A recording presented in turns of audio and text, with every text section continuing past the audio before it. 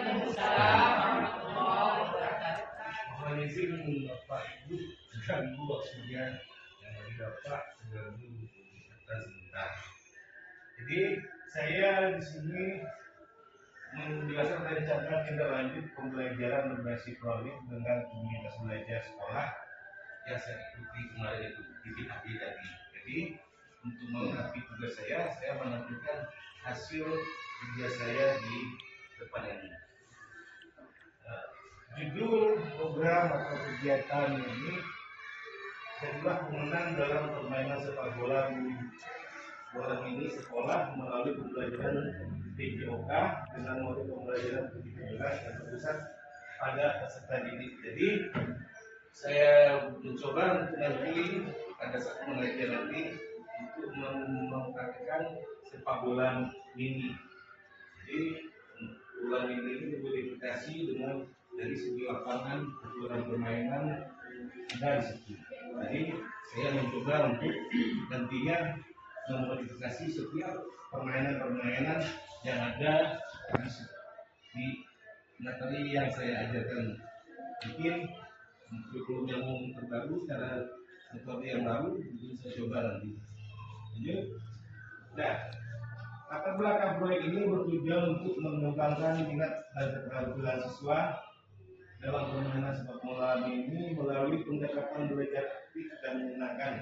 Jadi saya kunci di situ dulu.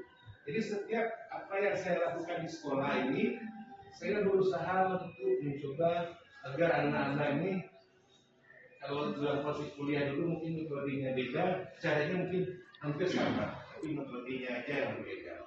Jadi dalam permainan olahraga itu tidak harus kalau di SD ini tidak harus olahraga itu harus sama lapangannya, sama ukurannya dengan apa yang dilihatnya, tidak. Ada namanya modifikasi permainan dengan alat-alat yang sederhana. Jadi tidak harus mewah, tapi yang penting ada contoh barang yang asli satu. Kemudian mereka melakukan gerakan yang bikin itu kertas, yang penting kertas atau tong sampah bukan untuk sampah itu bukan untuk apa namanya, bukan untuk sampah saja, bisa jadi sebagai ruang untuk supaya anak-anak itu belajar aktif. Kemudian nah, model pendidikan juga merupakan tahapan belajar yang sesuai dengan seluruh hak usia perkembangan anak. Model ini menjadikan sebuah satuan utuh tentang pengalaman gerak berkelanjutan melalui seluruh jenis gerakan dalam seluruh jenjang pendidikan. Jadi di SD ini bukan mereka itu diciptakan bukan untuk jadi atlet, mereka ikut serta dalam kegiatan olahraga itu untuk aktivitas geraknya gerak dasar. Jadi tidak harus kayak selama ini kan ibu berpikir ya orang main bola harus memain bola, tapi nantinya yang agak berlebih aktivitas geraknya nanti disalurkan melalui memainkan ada permainan seperti ini, bola mini, nah sepak bola mini atau olahraga yang lain itu kan cuma modifikasi yang gerakannya sama dengan gerakan yang asli. Lanjut, pada program ini diharapkan partisipasi aktif seperti gerakan polis memilih mendorong atas proses pembelajaran mereka sendiri. Jadi untuk mengajar dalam pendidikan olahraga yang saya dapati hari ini, jadi anak-anak itu memilih apa saja olahraga yang mereka inginkan. Karena ya, main bola atau main voli atau gimana, kita sebagai guru cuma menyalurkan dengan menyalurkan serta memperbaiki gerak pada anak-anak tersebut. Ya, contoh misalnya hendak kaki, kalau nggak benar kita menggunakan gerak kaki. Tapi mereka tahu bagaimana sistem dalam permainan tadi, sistem dalam pertandingan yang kita ajarkan di depan gitu. Jadi guru dituntut untuk sebagai pembina di situ. Nah, tetapi di SD ini tidak bisa seperti SMP SMA. Tetap ada kontrol kita sebagai guru untuk supaya mereka melakukan dengan baik dan benar. Lanjut, konteks program ini adalah SD Negeri 24 kalau memiliki komunitas belajar yang aktif. Kemudian lanjutlah.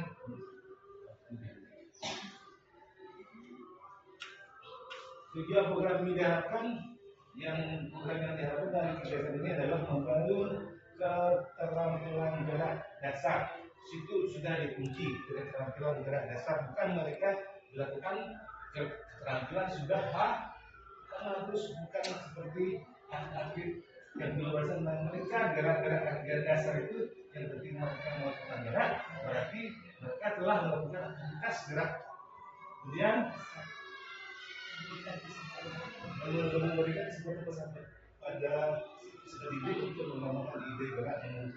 Jadi anak-anak didik diberi kesempatan untuk melakukan gerak, aktivitas gerak itu nantinya itu tugas guru kemana mereka ditujukan. Misalnya kalau tugas mereka di senam, CBT-nya bagus, kita sarankan sesenam. Kita kalau mereka ingin lebih baik, mereka ada tempat memfasilitasinya di apa namanya, ya mas, boleh di FPLP boleh. Nah itu tujuannya sebagai guru kita membantu anak-anak untuk menyalurkan bakatnya kemana. Nah, nomor 3 memilih menjadi gelaran permainan sepak bola ini. Jadi memilih sepak bola ini kita menyalurkan saja. Nampak perbaikan dan yang gerak yang sudah mulai bagus, itu yang kita sarankan. Tapi kalau untuk keseluruhannya tidak bisa diberi tugas ini untuk anak-anak yang rendah-rendah. Yang penting mereka melakukan aktivitas gerak, tapi masih tidak mencapai tujuan kesegaran jasmaninya. Nomor 4 dan jadi nomor 6 terjalin kerjasama antara guru tenaga pendidik, orang tua siswa dengan baik. Nomor 6 melibatkan komunikasi belajar dalam sekolah untuk mendukung proses pembelajaran efektif. Capaian tujuan pembelajarannya ini: 1. Pemahaman gerak dasar permainan sepak bola. Sepak bola kaki kalau di bagian anak SD, sepak bola ini. Pemahaman tentang aturan permainan, pengembangan keterampilan, pemahaman taktik dan strategi, sportivitas dan kerjasama. Nomor 6 kepemimpinan dan tanggung jawab.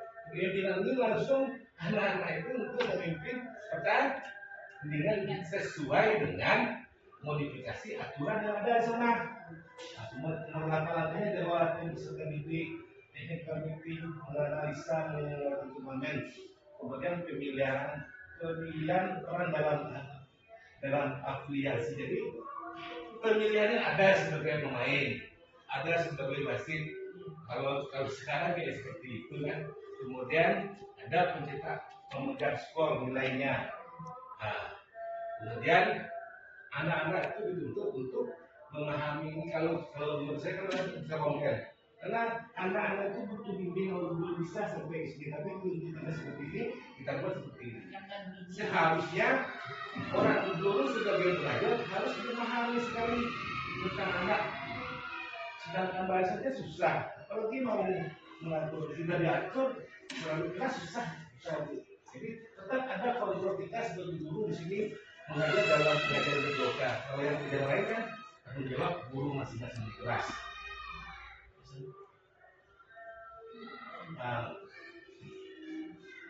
Di sini memang untuk peserta didik ini ada guru kerjasama dengan orang tua membuat pertandingan, misalnya kan ada misalnya video orang tua kalau tugas di kelas buat apa namanya, misalnya pasti gitu kan, ada kerjasama dengan orang tua. Kemudian struktur program dan ketentuan dalam program guru berkarya SDN.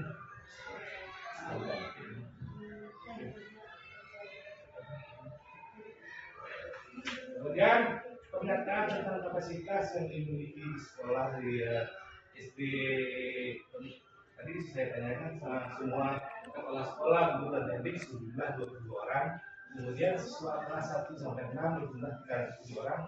Nomor 4 memiliki lapangan untuk kegiatan. Nomor 3 memiliki jaringan internet yang memadai. Sudah ada di sini. Dan terakhir rencana evaluasi tujuan pembelajaran sampai tujuan pembelajaran modal gerak. Jadi dalam olahraga ini memang gerak, tetapi sebelum mereka melakukan gerak, mereka harus paham teori yang mereka lakukan. Misalnya contoh membawa bola, membawa bola itu gimana? Bagaimana posisi kaki di samping bola kah, di belakang bola kah? Hasilnya berbeda. Kita sebagai guru menjelaskan gerak analisa gerak itu kepada anak-anak, dan anak-anak pun mencoba melakukan sesuai dengan aturan yang diberikan guru di depan kelas.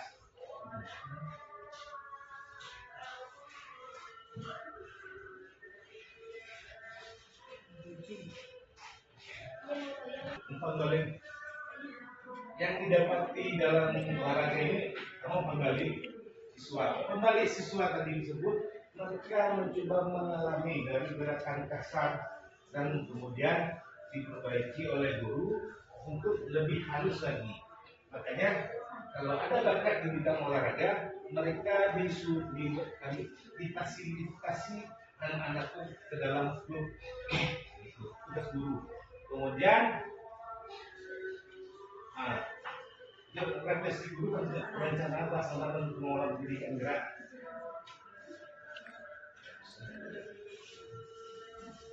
Dan lanjut, evaluasi tim meninjau kolaborasi. Meninjau kolaborasi ini mereka meninjau kemudian bekerjasama di antara guru dan murid, kemudian guru memperbaiki kesalahan-kesalahan yang ada dalam pertandingan tersebut. Lanjut, evaluasi meninjau dan sesuai dengan peran masing-masing. Jadi guru sebagai anak yang bisa diperbaiki oleh guru, begitu guru tidak membiarkan anak untuk melakukan nampak kesalahan, jadi tugasnya memperbaikinya. Jadi kemungkinan tantangan yang ada mungkin pengolahan waktu, faktor alam, dan anak kerja hari. Nah, di sini kurang guru menjelaskan di dalam kelas atau memberi tugas atau membantu gerak anak dalam bergerak. Kemudian memotivasi peserta, memanajemen tim, kemudian keterlibatan orang tua siswa. Jadi sini tiga kata orang bilang tiga pintu sederhana: orang tua, anak, kemudian orang sekolah saling bekerja sama. Tidak bisa anak ini hadir tanpa ada yang tiga tadi. Karena kemajuan anak itu berarti yang pertama kelas sekolah, kedua guru yang bersangkutan, kemudian anak tanya sama orang tuanya. Kemudian solusinya,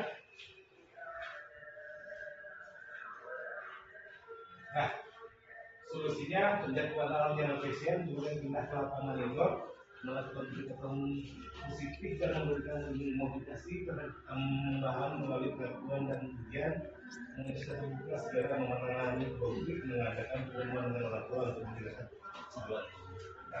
Jadi semuanya bekerja sama dalam kegiatan mau pelajaran yang lain maupun olahraga harus ada kerjasama dengan orang tua. Terima kasih. Ada pertanyaan atau pertanyaan kepada saya, tolong ada masukan kepada saya, tolong ditanyakan saya.